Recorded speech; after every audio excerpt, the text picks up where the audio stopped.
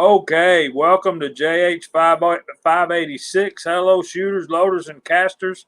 I'm here with my best buddy, Willie Bulletman, and we've been asked to do a video about mold maintenance. So this is going to be our futile attempt.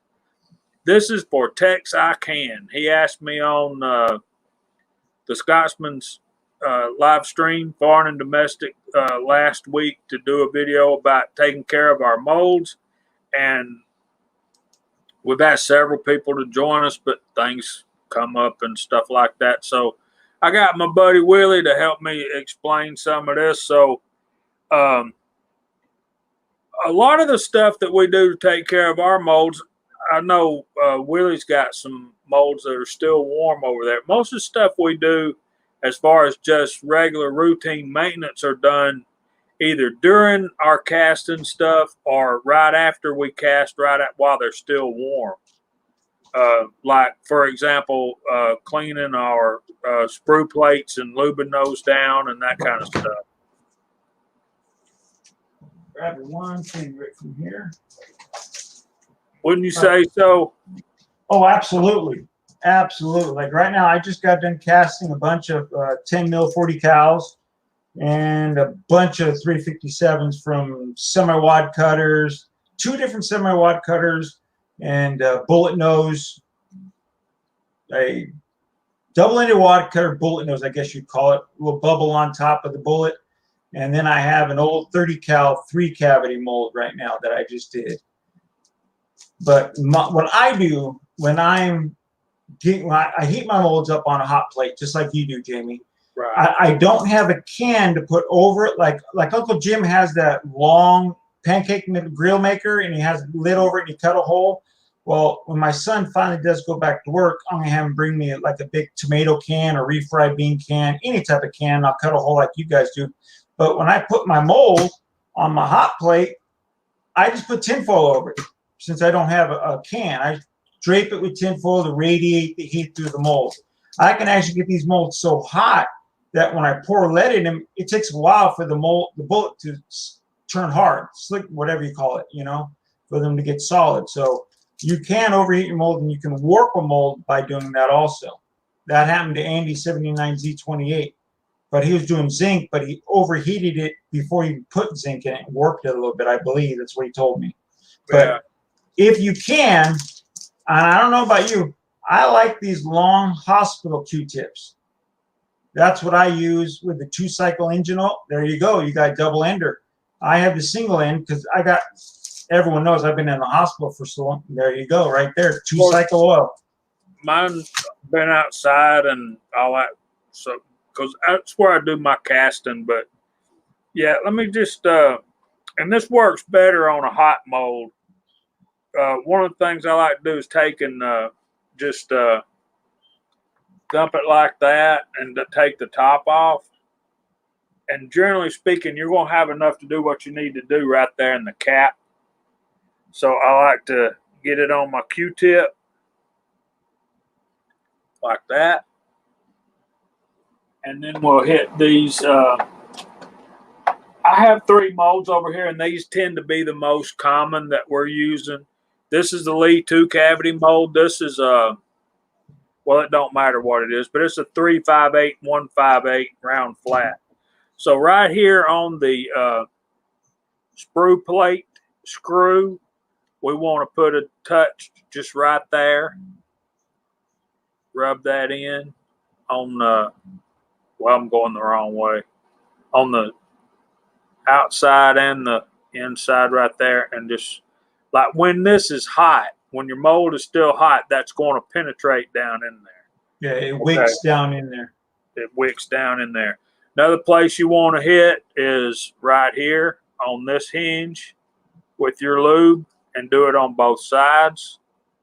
And like I said, when it's hot, it's going to wick down in there. This one is not hot, so I'm going to wiggle it a little bit. And then your alignment pins. I don't know if we can see our alignment pins right. I can see them.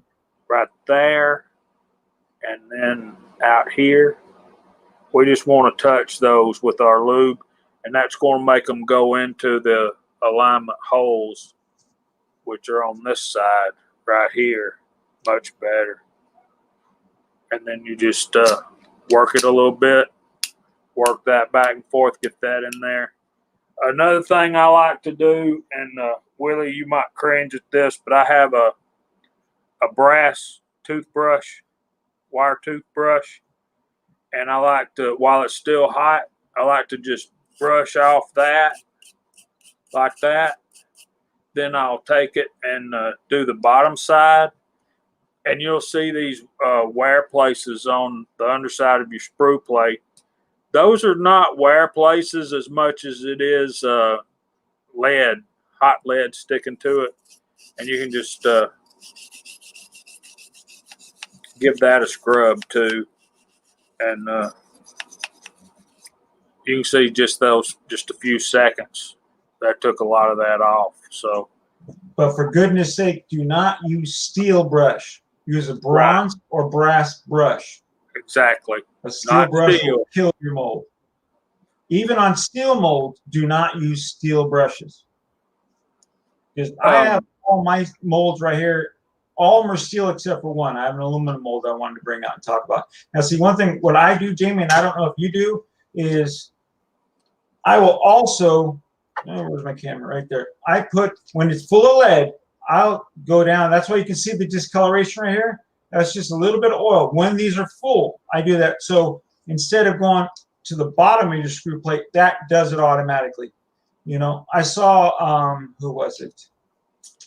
3 Circles guy did that, and I copied him. And Elvis Ammo did it also, you know.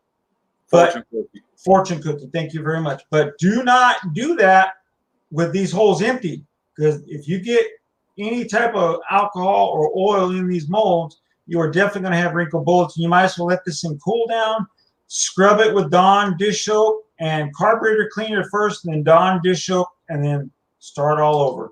Because if not, you're going to have wrinkle bullets forever. Because that's why you can see the discoloration on my mold. Like when Jamie had it on the inside of yours, your 2 cavity, you can see where the pins were from the oil, the staining, you know. It just shows you're taking care of your molds, in my mind, you know. Yeah, but do not use these on any, I mean, even a brass one. Don't use them on the aluminum part of the mold, only on the sprue plate. Only on the sprue plate. Or if you have steel molds. Steel molds you can, but not, dear Lord, don't do it on aluminum. Yeah, and this one right here, if I can get it up there, you can see little dots of lead still right up through there. Let me I'll just take this and on the sprue plate now and just rub that off. And with that brass brush, it cleans it up really nice. It's a lot easier when it's warm too. When it's warm, it comes off a lot easier. It does. Now, what is your opinion on smoking your mold? Do you smoke your molds? I tried, but I ran out of rolling papers, Willie. Gotcha. I understand completely. No, I don't. I don't either. Some people do it religiously, and like I was just talking to Michael Sines, and I had this top cavity right here on this mold, and this is the 401-175 for the AR, the 40 cal or 10 mil. I had one cavity; it always stuck. I could open them up; they all fall out, but just one kept sticking, and I just tapped. And if you tap, dear Lord, do not tap the mold or the screw plate. Tap the nut right there. This nut right there, the screw handle nut. Exactly. Hit that, and that'll just tap. You don't hit it hard. You just tap it. And a couple taps, sometimes just one tap will make them come out. And if anyone has any suggestions, please let us know. We're going off what we know, you know, and other people might do it differently. And there's other videos out there on mold maintenance, and Jerry 1911 and Uncle Jim comes to mind pretty quick. They did Uncle Jim did a pretty extensive video about these type molds, the 2 cavity steel molds, and These steel molds are hard to beat, and I tell you, one of the drawbacks to these is they take forever to get warm enough to cast good bullets. But once you get them up to temperature, excuse me, man, you can just cook them. I mean, you just put a bunch of them out. And on these, if you notice this, I store these with with lead in the cavities, and I leave sprue plate on top so I know that there's bullets in here. Now on these, you have you can see the screw right there that tight holds this one tight, so that it's keeping your sprue plate on there nice and tight.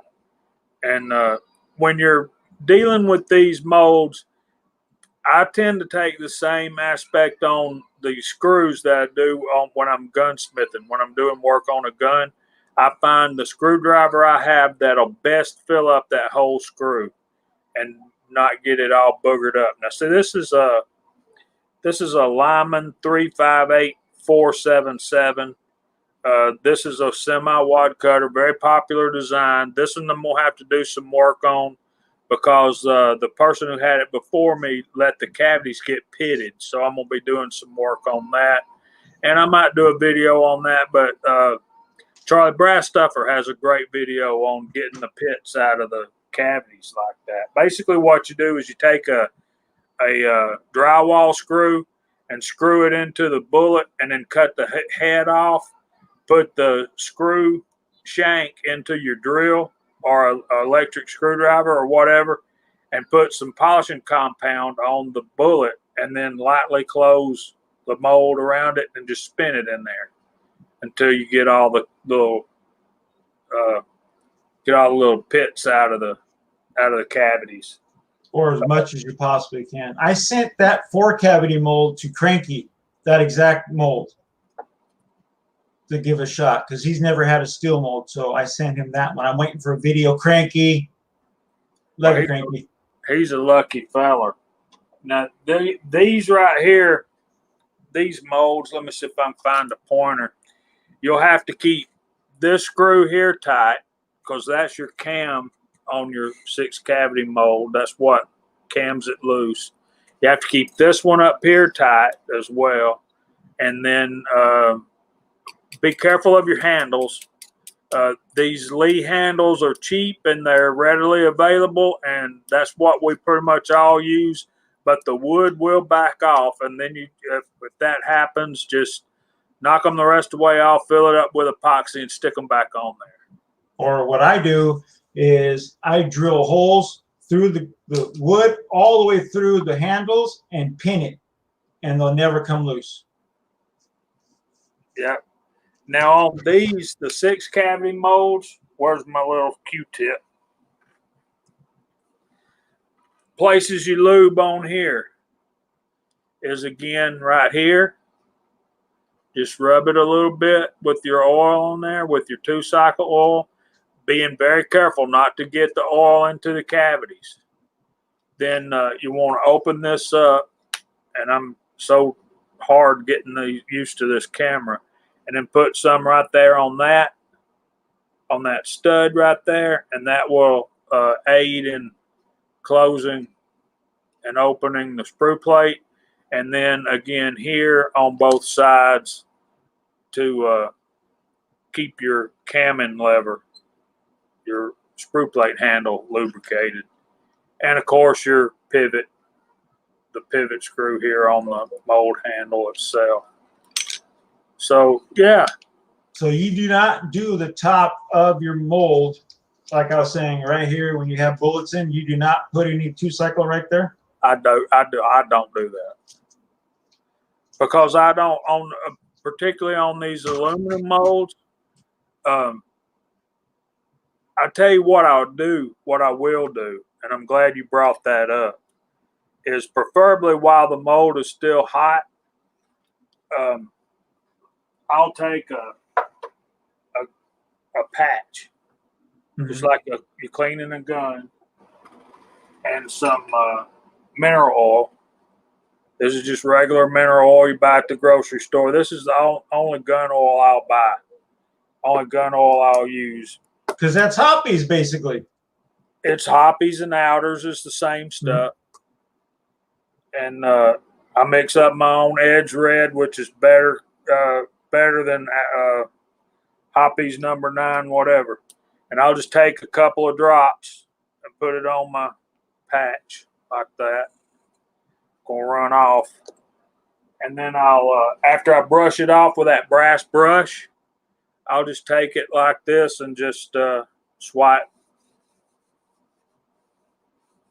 the sprue plate on both sides. Now, when I'm saying I'm putting a little oil, I'm just minute. I mean, very, very, very small amount. You don't want a lot. Don't get a Q-tip soaking wet and do it. I just barely get a little on. You know, Exactly. a little goes a long ways.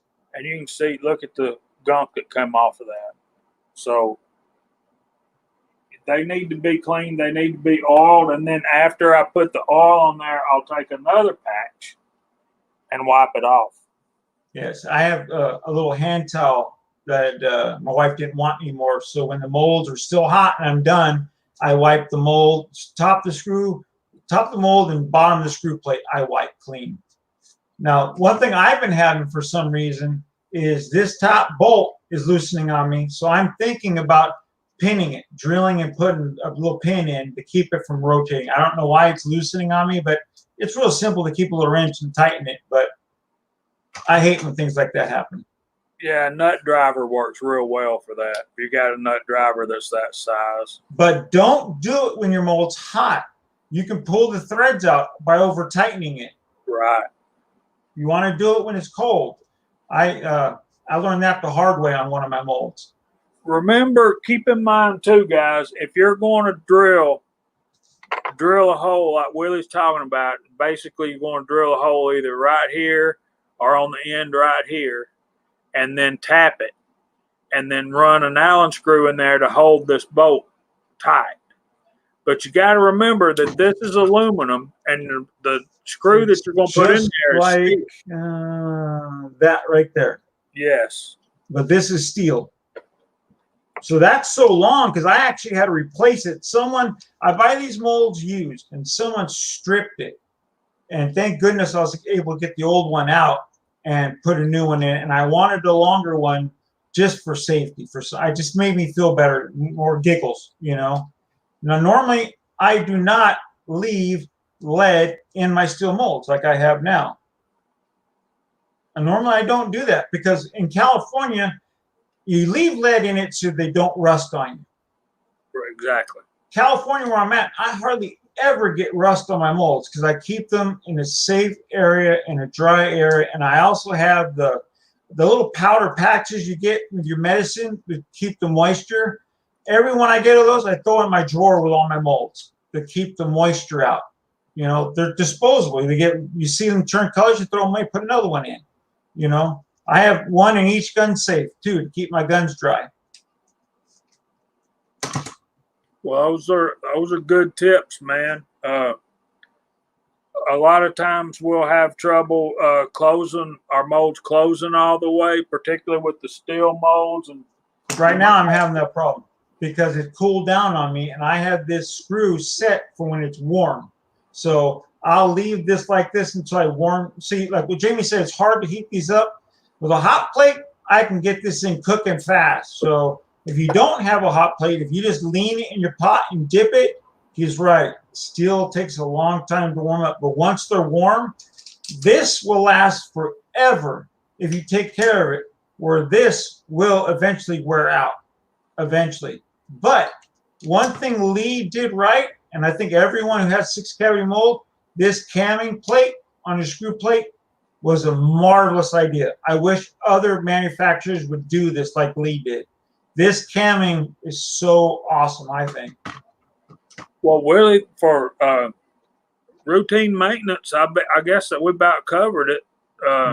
Just for taking care of stuff. One safety precaution me and Willie talked about before we started this: never let water get in your lead pipe particularly when it's melted. Happened to me today. I was talking to Michael Sines, and I broke my screw plate and my screw fell in my bucket. So what I usually do is I'll take it out of the water and put it there, and I drop all the hot screws on top of it because it'll just evaporate the water. I don't normally put my screws back in my pot until it's almost empty. So it's dry by then. Well, my dumb ass, just like when you do a video, you make a mistake. It always happens when you're making a video, you're going to do a boo-boo. And I did. I threw that screw plate right in with all the other ones with the water, and boom, it got in my hair, got my leg, got all over my pot. So be very careful to stay water away from molten lead. You do not, water can get on top and it'll burn away. But when it gets under that lead, you're going to get an explosion. So be very careful there. And most casters know that. We're just trying to, this video is for the people just getting into the rabbit hole, going to go down the rabbit hole casting. Yeah. And please come because we need more people doing it. Exactly. And what I wrote in the description, as this pandemic continues, we see a need to be more and more self-reliant. So we're seeing more and more people come to casting, and so we want to do what we can to help everybody that we can. And yeah, safety first. Get yourself some good personal protection. Well, right now I'm wearing my bib. I have an apron on. I normally wear a face shield, but that's out in the garage because I had a ingot someone gave me and it had water trapped in it. The same thing happened. I put the ingot in, just filling up my pot, and a huge explosion happened. It went all over my face mask. If I didn't have my face mask on, I would have burned horribly. So face mask from Harbor Freight's like $3. Do it. It's well worth it. You know, I wear the apron because I got lead on me and it would have went right through. Wear cotton also. If the lead gets on cotton, it won't stick and burn through. You can push it right off with cotton. If you have a polyester shirt or something like that, it'll stick and then you're burning yourself. So that's my advice. It starts melting. And let me give some of the scientific stuff with this water. Water boils at 212 degrees Fahrenheit. Lead melts at about 680 degrees. We typically cast our lead around 700 to 750 degrees. So if water gets under the surface of that liquid lead, it instantly evaporates. It instantly boils. That steam that it's producing has got to go somewhere, and the path of least resistance is up and out of that pot, and it's going to throw lead all over everything. So protect yourself at all times, fellas. And with that, anything else you want to say, Willie? We've been at it about 22 minutes already. Oh, my goodness. If you get steel, you're going to love them. This thing was 1955. Now, there's rust on it. It's all pitted up from the previous owner.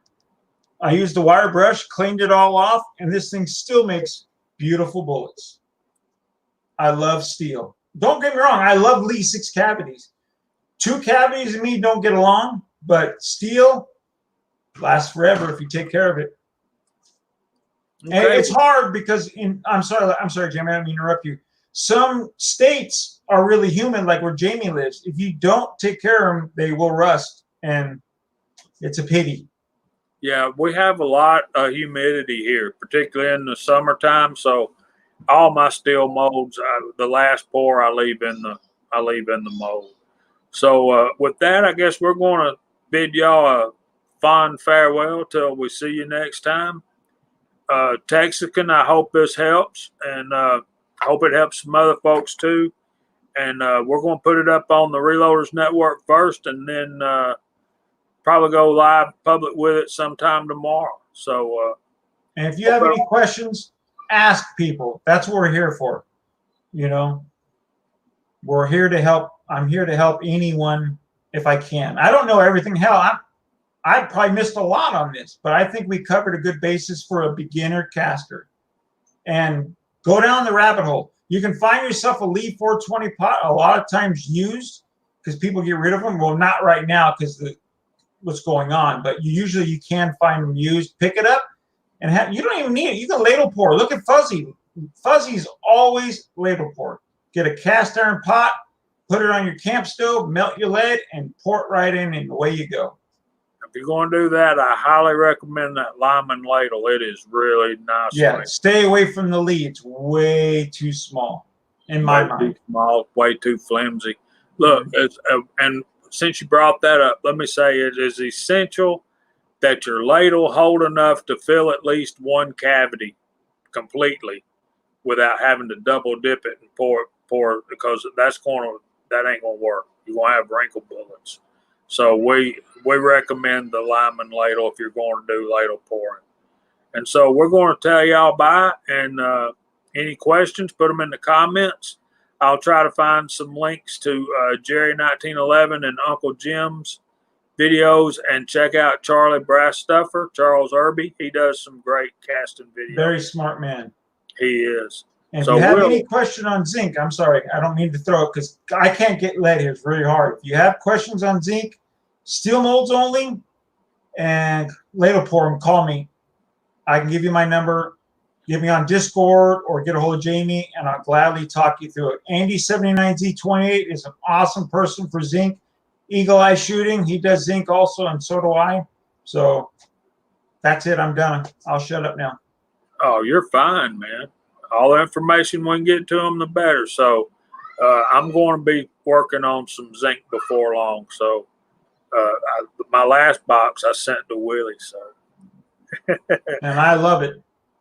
Well, we want to take 1 second as we're closing out to tell y'all happy Easter, and I hope the Lord blesses y'all real good.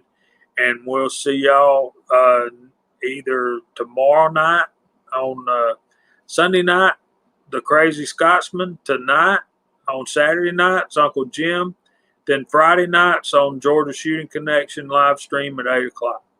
So check out Willie Bullet Man if you don't know him. Check out his channel as well. So go to JH586. Jamie has great information on calibers that you normally don't hear about. So it's really cool. It's 35 Remington. He has detailed videos all the way through, and his 30-30. So we still got a lot of 30-30 work to do, but we got some still got 35 Remington on jacketed bullets. We'll be working on those too. So, all right, happy Easter, and we will see you all soon. Bye. God bless.